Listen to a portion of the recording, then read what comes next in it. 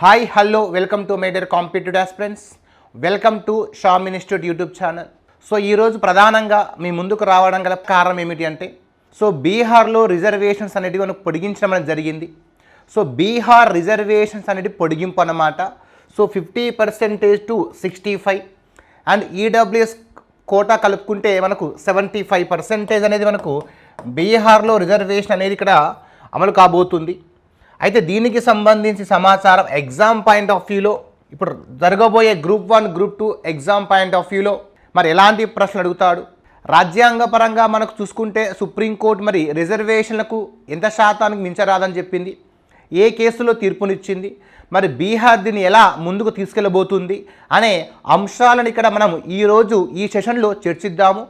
కాబట్టి త్వరలో జరగబోయే ఏపీ గ్రూప్ 1 గ్రూప్ 2 అదేవిధంగా తెలంగాణ గ్రూప్ 1 గ్రూప్ 2 మరియు ఇతర పోటీ పరీక్షల్లో కూడా చాలా ముఖ్యమైన అంశం కాబట్టి ఈ వీడియోని ఎండు వరకు చూస్తే మీకు ఒక సమాచారం అనేది తెలుస్తుంది. ఓకేనా? మరి వాస్తవానికి ఇప్పుడు బీహార్లో మనకి ఏం జరిగిందంటే ఫస్ట్ ఇక్కడ కుల గణన జనాభా లెక్కలు అంటే కులాల ఆధారంగా జనాభా లెక్కలు అనేటివి జరగడం జరిగింది. ఇక్కడ ఫస్ట్ పాయింట్ ఇది భారతదేశంలోనే మొదటిసారిగా కులాల పరంగా కుల గణన జనాభా లెక్కలు జరిపిన మొదటి రాష్ట్రం ఏదంటే బీహార్ రాష్ట్రం అని చెప్పేసి మనం ఇక్కడ చెప్పచ్చు. ఫస్ట్ బేసిక్గా ఎగ్జామ్ అడిగే బిట్టు మనకి ఇది. దేశంలోనే మొదటిసారిగా కుల గణన జనాభా లెక్కలు జరిపిన రాష్ట్రం ఏదంటే బీహార్ 2023లో ప్రారంభించింది జనవరిలో. దీన్ని రెండు దశలుగా దీన్ని పూర్తి చేయడం అనేది జరిగింది. ఓకేనా? మరి భారతదేశంలో అసలు చివరిసారిగా కుల గణన జనాభా లెక్కలు ఎప్పుడు జరిగినాయి అంటే బ్రిటిష్ వాళ్ళ కాలంలో జరిగిందన్న 1931లో మనకు చివరిసారిగా భారతదేశంలో కుల గణన జనాభా లెక్కలు కులాల ఆధారంగా జనాభా లెక్కలు భారతదేశంలో చివరిసారిగా జరిపింది 1931లో బ్రిటిష్ వాళ్ళ కాలంలో నిర్వహించడం అనేది జరిగింది. తర్వాత ఇటు రాజ్యాంగం అమల్లోకి వచ్చినప్పటి నుంచి మనం యథావిధిగా అయితే ఎప్పటి నుంచో ప్రతి 10 సంవత్సరాలకు ఒకసారి జనాభా లెక్కలు నిర్వహిస్తున్నాం. కానీ ఎప్పుడు కూడా ఏ ప్రభుత్వం కూడా కేంద్రంలో ఉన్న ఏ ప్రభుత్వం కూడా కుల గణన జనాభా లెక్కలు అనేవి నిర్వహించలేదు. అయితే ఇప్పుడు కాంగ్రెస్ ప్రభుత్వం అధికారంలోకి వస్తే మేము దేశవ్యాప్తంగా కుల గణన జనాభా లెక్కలు నిర్వహిస్తామని చెప్పేసి ఒక మాట అనేది ఇక్కడ చెబుతుంది. అయితే అలా భారతదేశంలో ఇక్కడ చరిత్రలో మొదటిసారిగా ఏ రాష్ట్రం అని చెప్పచ్చు అంటే బీహార్ రాష్ట్రం అని చెప్పేసి ఇక్కడ చెప్పవచ్చు. అండ్ అదేవిధంగా మన ఆంధ్రప్రదేశ్లో కూడా 2023 డిసెంబర్ నుంచి కుల గణన ఆధారంగా జనాభా లెక్కల సర్వే నిర్వహించాలి అని చెప్పేసి మనకు వైఎస్ఆర్ ప్రభుత్వం కూడా ఇక్కడ అనుకుంటుంది. కాబట్టి ఒకవేళ వైఎస్ఆర్ ప్రభుత్వం కూడా ఈ కుల గణన జనాభా లెక్కలు ఒకవేళ 2023 డిసెంబర్లో ప్రారంభించి దీన్ని పూర్తి చేస్తే దేశంలో కుల గణన జనాభా లెక్కలు నిర్వహించిన రెండో రాష్ట్రంగా చరిత్రలో ఉండేది మనకు ఆంధ్రప్రదేశ్ అవుతుంది. కాబట్టి ఇప్పటివరకు అయితే మనకు బీహార్ అనుకోవచ్చు. ఓకేనా?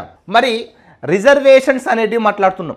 ఈ కుల గణన ఆధారంగా బీహార్ ప్రభుత్వం ఏం చేసింది ఇక్కడ కాన్సెప్ట్ అంటే రిజర్వేషన్స్ అనేటివి పొడిగించడం అనేది జరిగింది. రిజర్వేషన్స్ అనేటివి మనకు జనరల్గా అయితే రిజర్వేషన్స్ అనేవి భారతదేశంలో 50% రిజర్వేషన్లు అనేటివి మించరాదు. అయితే ఇప్పుడు బీహార్లో దాన్ని 65% plus EWS economical weaker section quota కింద 10% ఎలాగో ఉంటుంది. కాబట్టి ఓవరాల్గా 75 రిజర్వేషన్ ఇంప్లిమెంట్ చేస్తూ దీనిని రాష్ట్ర అసెంబ్లీలో కూడా ఆమోదించడం అనేది జరిగింది. మరి ఇదొక రాజ్యాంగబద్ధమైన క్వశ్చన్ రాబోతుంది ఇక్కడ. అంటే రాజ్యాంగానికి ఇది విరుద్ధంగా చెప్పుకోవచ్చు. ఎందుకంటే మనకు రిజర్వేషన్లు అసలు ఎక్కడెక్కడ ఉన్నాయి రిజర్వేషన్స్ అంటే లోక్సభలో ఎస్సీలకు ఎస్టీలకు ఇటీవలే మహిళలకు రిజర్వేషన్ కల్పించాము, అంటే చట్టసభలలో రిజర్వేషన్ కల్పించాము. అదేవిధంగా మనకు విద్యా ఉద్యోగాలలో రిజర్వేషన్స్ ఉన్నాయి. అదేవిధంగా స్థానిక సంస్థలలో మహిళలకు రిజర్వేషన్లు అనేటివి ఉన్నాయి. అయితే మరి ఇక్కడ రిజర్వేషన్స్ అనేటివి విద్యా ఉద్యోగాలకు సంబంధించి మాట్లాడుకుంటే మరి విద్యా సంస్థలలో రిజర్వేషన్లు అనేటివి మనకు కూడా రాజ్యాంగం అమల్లోకి వచ్చినప్పుడు విద్యా సంస్థల్లో రిజర్వేషన్ ఇవ్వాలని చెప్పేసి ఎక్కడ కూడా రాజ్యాంగంలో ప్రస్తావించలేదు. Champakam Dorairajan versus state of Madras కేసులో మనకు మద్రాస్ ప్రభుత్వం ఏదైతే జీవో ద్వారా ఓకేనా కొన్ని కులాలకు రిజర్వేషన్లు కేటాయించడం వల్ల తన హక్కులకు భంగం కలిగిందని చెప్పేసి చంపకం దొరైరాజన్ కోర్టుకి వెళ్ళడం ద్వారా మనకు రాజ్యాంగంలో 15 క్లాస్ 4ని 1వ రాజ్యాంగ సవరణ ద్వారా 1951లో చేర్చుకొని విద్యా సంస్థల్లో కూడా రిజర్వేషన్లు కల్పించవచ్చు అని చెప్పేసి ఒక అంశాన్ని మనం తీసుకురావడం జరిగింది. ఉద్యోగాల్లో మరి రిజర్వేషన్ గురించి మనకు ఆల్రెడీ రాజ్యాంగంలో 16 క్లాస్ 4లో ముందుగానే మెన్షన్ చేయడం జరిగింది, కానీ ఎక్కడా కూడా విద్యా సంస్థలు మెన్షన్ చేయలేదు. సో ఈ చంపకం దొరయ్యరాజు అనే కేసు ద్వారా మనకి ఇప్పుడు ప్రస్తుతం విద్యా సంస్థలు రిజర్వేషన్ ఇస్తున్నాము. అయితే ఈ రిజర్వేషన్స్ అనేవి మనకి ఇక్కడ 50% మించరాదని చెప్పేసి గతంలోనే సుప్రీంకోర్టు కూడా తీర్పునిచ్చింది. రిజర్వేషన్స్ ఎందుకు అమలు చేస్తాం? మరి ఇక్కడ రిజర్వేషన్స్ ఎవరికి ఇస్తాము అంటే భారతదేశంలో అన్ని వర్గాలు కూడా సమాన స్థాయిలో లేవు, కొన్ని వర్గాలు వెనుకబడి ఉన్నాయి కాబట్టి మరి ఆ వెనుకబడిన వర్గాలను కానీ వెనుకబడిన కులాలను కానీ సమానత్వంలో తీసుకురావాలి, వాళ్ళను కూడా సమాన స్థాయిలో తీసుకురావాలి, సమానంగా చూడాలి, వాళ్ళకంటే ఒక స్థాయి ఉండాలి అనే ఉద్దేశంతో మనము ఈ కులాల పరంగా కానీ రిజర్వేషన్లు అనేవి ఇవ్వడం అనేది ప్రారంభించాము. అంటే సమాజంలో సమానత్వాన్ని తీసుకురావడానికి, అసమానత్వాన్ని నిరోధించడానికి, సమానత్వాన్ని తీసుకురావడానికి ఈ రిజర్వేషన్స్ అనేటివి మనము తీసుకురావడం అనేది జరుగుతుంది. మరి అందులో భాగంగా రిజర్వేషన్స్ అనేటివి ఫస్ట్ 50% మించరాదు అనేది రాజ్యాంగంలో ఎక్కడా కూడా ప్రస్తావించలేదు. మరి 50% రిజర్వేషన్ మించరాదని చెప్పేసి మనకు గతంలో ఎవరు చెప్పారు? సుప్రీంకోర్టు ఏ కేసులో చెప్పింది ఇక్కడ మనకు అంటే ఎంఆర్ బాలాజీ కేసులో చెప్పడం జరిగింది, అదేవిధంగా దేవదాసన్ కేసులో చెప్పడం జరిగింది. సో ఎంఆర్ బాలాజీ కేసు 1963, అదేవిధంగా దేవదాసన్ కేసు 1964. సో ఈ రెండు కేసుల్లో కూడా సుప్రీంకోర్టు భారతదేశంలో రిజర్వేషన్స్ అనేటివి 50% మించకూడదు, 50% మించరాదు అని చెప్పేసి తీర్పునివ్వడం అనేది జరిగింది.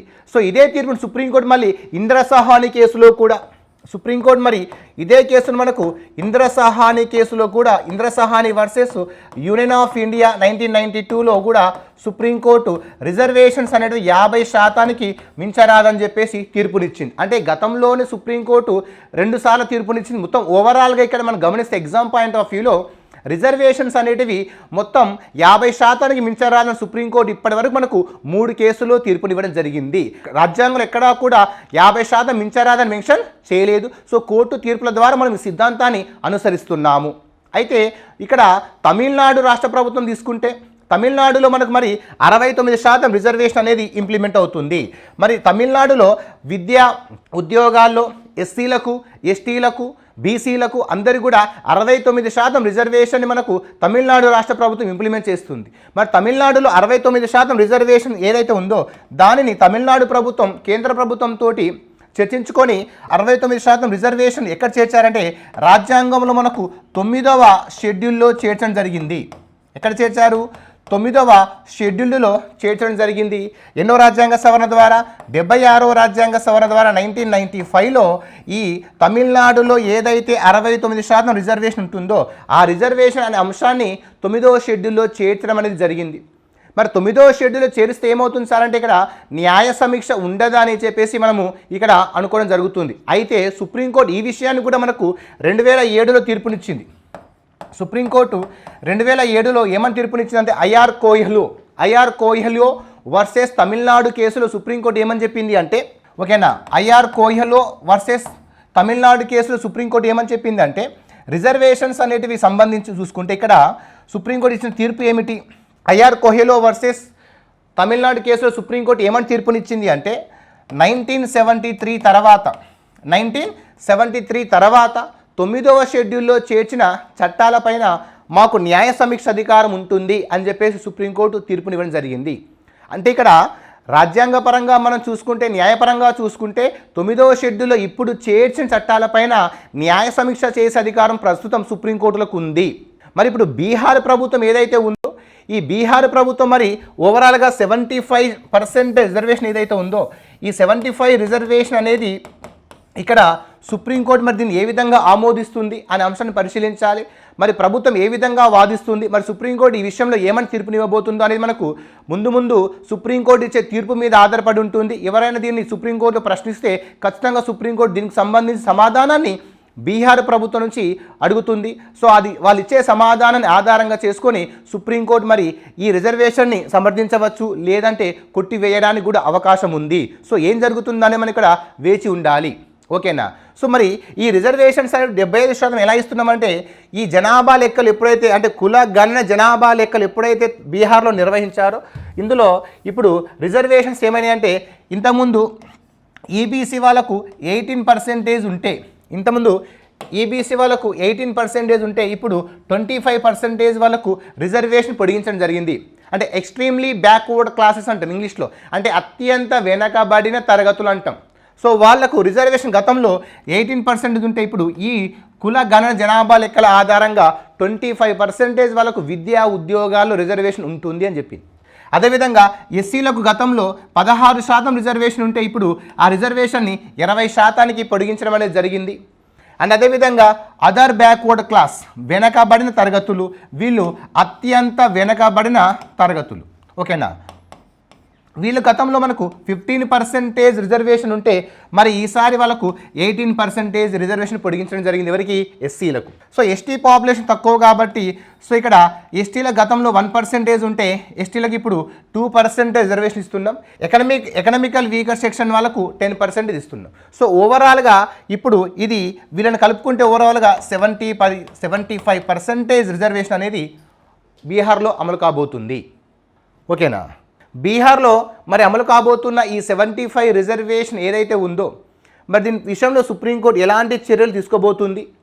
మరి దీన్ని 9వ షెడ్యూల్లో చేర్చినా కానీ న్యాయ సమీక్ష అధికారం ఉంది. ఎందుకంటే 9వ షెడ్యూల్లో ఉన్న అంశాలపైన న్యాయ సమీక్ష అధికారం ఉందని చెప్పేసి గతంలోనే సుప్రీంకోర్టు 2007లో తీర్పిచ్చింది. కాబట్టి ఇప్పుడు ఈ అంశాన్ని 9వ షెడ్యూల్లో చేర్చినా కానీ ఓకేనా సుప్రీంకోర్టుకు న్యాయ సమీక్ష చేసే అధికారం అనేది ఉంటుంది. కాబట్టి ఆ విషయాన్ని ఇక్కడ గుర్తుంచుకోవాలి. అర్థమవుతుందా? సో కాబట్టి ఈ రిజర్వేషన్స్ అనేది ఎగ్జామ్ పాయింట్ ఆఫ్ వ్యూలో మనకు ఖచ్చితంగా అడగడానికి ఆస్కారం ఉంటుంది, గుర్తుంచుకోండి. సో ఏ కేసులో తీర్పునిచ్చింది, రిజర్వేషన్స్ అనేది ఎక్కడ అమలవుతున్నాయి ఇప్పుడు? ఓకేనా, సో హైయెస్ట్ ఇక్కడ ఎక్కడ ఉందంటే ఇప్పుడు బీహార్లో ఉంది. బీహార్ తర్వాత మనకు చూసుకుంటే తమిళనాడులో ఉంది. మిగతా రాష్ట్రాల్లో అన్నింటిలో కూడా మనకు 50% రిజర్వేషన్ ఉంటుంది. కామన్గా ఉండేది ఎకనామికల్ వీకర్ సెక్షన్కి సంబంధించి. సో కాబట్టి ఇది ఈరోజు మనకు ఎగ్జామ్ పాయింట్ ఆఫ్ వ్యూలో రాబోయే ఎగ్జామ్లో అడగడానికి ఆస్కారం ఉన్న అంశాలు. ఒకసారి క్విక్ రివిజన్ చూసుకుంటే సో భారతదేశంలో కాకుండా ఫస్ట్ ఇక్కడ చూసుకోండి, ఒకవేళ ఎగ్జామ్లో అసలు భారతదేశంలో మొట్టమొదటిసారిగా సెన్సెస్ అనేది ఎప్పుడు జరిగింది మనకంటే 1872లో జరిగింది సార్, లార్డ్ మేయో కాలంలో. 1872లో భారతదేశంలో మొదటిసారిగా మనకు జనాభా లెక్కలు నిర్వహించారు. అయితే ఈ జనాభా లెక్కలు అనేటివి ఏంటిది అంటే కొన్ని ప్రాంతాల్లో నిర్వహించడంతో దీన్ని పరిగణలోకి తీసుకోలేదు. తర్వాత అధికారికంగా అఫీషియల్గా మనకు 1881లో లార్డ్ రిప్పన్ కాలంలో మనకు జనాభా లెక్కలు అధికారికంగా ప్రారంభించడం. అంటే బ్రిటిష్ ఇండియాలో 1881లో లార్డ్ రిప్పన్ కాలంలో ఎక్కడ నిర్వహించారంటే బ్రిటిష్ ఇండియాలో అధికారికంగా మొదటిసారిగా ఇక్కడ జనాభా లెక్కలు నిర్వహించి సో అప్పటి నుండి ప్రతి 10 సంవత్సరాలకు ఒకసారి మనం జనాభా లెక్కలను నిర్వహిస్తున్నాము. సో దీంట్లో భాగంగా కుల గణన జనాభా లెక్కలు చివరిసారిగా ఎప్పుడు జరిగినాయంటే 1931. భారతదేశంలో మొదటిసారిగా ఎవరు నిర్వహించారంటే ఇప్పుడు బీహార్ రాష్ట్ర ప్రభుత్వం. త్వరలో నిర్వహించబోయేది ఆంధ్రప్రదేశ్ కాబట్టి నిర్వహిస్తే రెండో రాష్ట్రం అవుతుంది. సో రిజర్వేషన్స్ 50% మించరాదనేది రాజ్యాంగం ఎక్కడా ప్రస్తావించలేదు. సుప్రీంకోర్టు తీర్పుల ద్వారా ప్రస్తావించడం జరిగింది.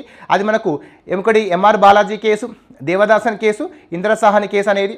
సో బీహార్ తర్వాత ఎక్కువ శాతం రిజర్వేషన్ ఉన్న రాష్ట్రం ఏదంటే తమిళనాడు 69%. అది ఏ షెడ్యూల్లో చేర్చారంటే 9వ షెడ్యూల్లో చేర్చారు. ఎన్నో రాజ్యాంగ సవరణ అంటే 76వ రాజ్యాంగ సవరణ 1995. 9వ షెడ్యూల్లో చేర్చిన అంశాలపై న్యాయ సమీక్ష అధికారం ఉందా అంటే ఎస్. ఐఆర్ కోయలో వర్సెస్ తమిళనాడు కేసులో 2007లో సుప్రీంకోర్టు ఏమని చెప్పింది అంటే 1973 తర్వాత 9వ షెడ్యూల్లో చేర్చిన చట్టాలపైన న్యాయ సమీక్ష అధికారం ఉంటుంది అని తీర్పునిచ్చింది. సో ఇది ఓవరాల్గా క్విక్ రివిజన్కి సంబంధించి.